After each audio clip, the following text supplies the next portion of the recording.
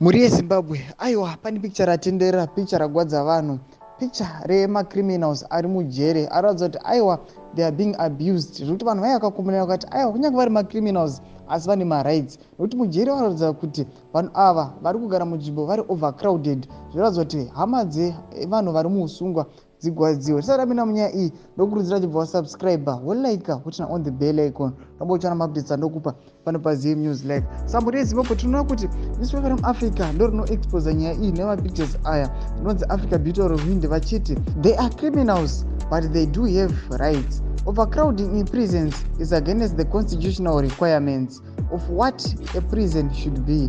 But when you are imprisoned for political reasons like job scholar for over 600 days, the people of Zimbabwe must do something. Sando zvavitaurwa ine newspaper chiti aiwa honai vanhu vari overcrowded.